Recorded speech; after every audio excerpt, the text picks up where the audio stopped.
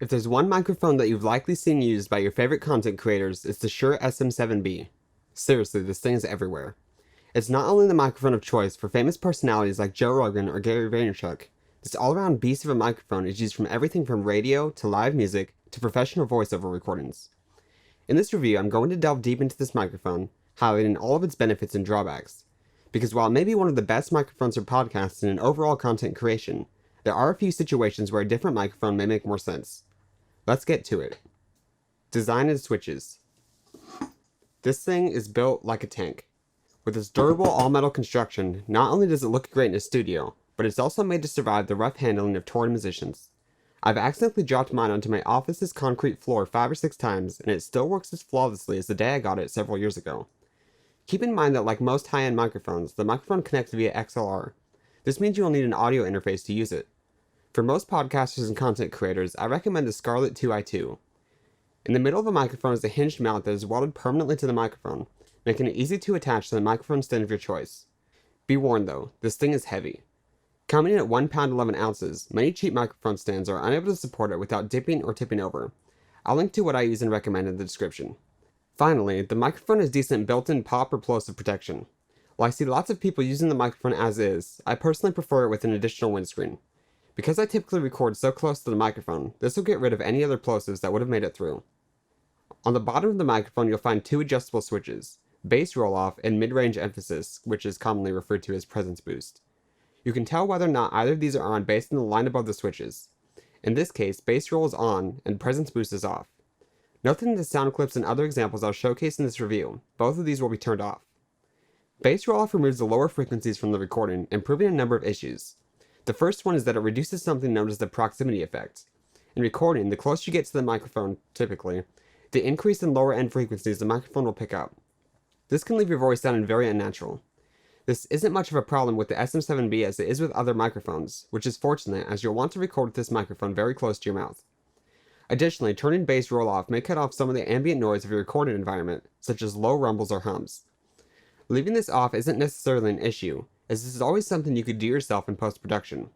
However, if you find that it works well for your voice and environment, you can save some time by having this off. Presence boost increases the frequencies of human voices and can add a bit more excited tone to your recordings. In some cases, it may also make the words spoken seem more comprehensible. Similarly to the bass roll-off, you can always edit EQ after recording, so use this as a time saver if it works, but don't ever feel like it's a requirement. For both switches, you'll want to test them out with your specific voice and see what sounds better to you. If you're unsure, leave both of them flat and make adjustments to the EQ later. Sound quality. This wouldn't be a legendary microphone if it didn't have great sound quality. The Shure SM7B sound quality is often described as warm, rich, and natural. With the switches off, there is no unnatural coloring added to your recording, leading to accurate, natural capture of your voice. Here's a picture of the SM7B frequency response chart. The solid lines with both switches off, the long dashes are for the bass roll-off, and the short ones are for the presence boost. You can see in the frequency response chart the SM7B stays near perfectly flat for the majority of the range, which is certainly not the case for many microphones in this price range. Rather than talking about it, however, listen to these clips I've taken with the microphone in a relatively untreated environment, which is my office. Definitely not designed for sound recording.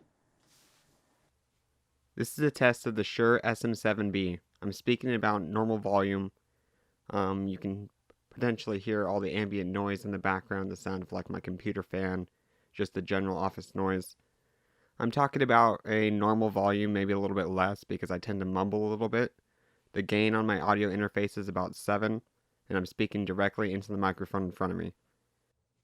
This is a test of the Shure SM7B. I'm speaking about normal volume. You can potentially hear all the ambient noise in the background, the sound of like my computer fan, just the general office noise. I'm talking about a normal volume, maybe a little bit less because I tend to mumble a little bit. The gain on my audio interface is about 7, and I'm speaking directly into the microphone in front of me. Again, I'm a content creator myself, not an audio engineer. It is very likely I've not been able to get the best possible sound out of the microphone. For additional examples, look up any of Joe Rogan's podcasts or Gary Vaynerchuk's Ask Gary Vee episodes. These podcasters and their guests almost always have SM7Bs for their recordings. Off-axis rejection. As a content creator, the last thing you want to deal with is background noise. Most of us do not have an expensive professional studio to record in. The majority of us are recording in our offices or homes where background noise, despite how well you try to block it out, is simply unavoidable. Fortunately, the SM7B has pretty good off-axis rejection. This means that it's great at picking up sounds directly in front of the microphone, but avoids most of the sound coming in from the sides or the back. It's not the best out there, but it's pretty freaking good for the price range. If you take a look at the polar pattern here, you can see that the sound begins to taper off as you move further and further away from the front, with the best rejection happening from the rear of the microphone. You want to keep this microphone relatively close to your face when recording dialogue. This means that if you intend to use the microphone on video, you likely will not be able to keep it out of the frame. If this is a priority to you, I highly recommend picking up something like the Audio-Technica AT4053B instead, which is actually what I'm using to record this right now. Pros and cons. Let's start out with the pros. The sound quality is exceptional for a wide variety of use cases. Considering that's the entire point of a microphone, this one's pretty important. The SM7B is extremely durable, and you'll likely never need to replace it. It looks and feels like a professional grade microphone. Regardless of the size of your studio, this mic fits right in.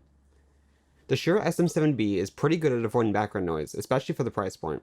Again, not the best, but pretty good. 2 adjustable switches on the bottom make it easy to tweak EQ without having to do extra work post-processing.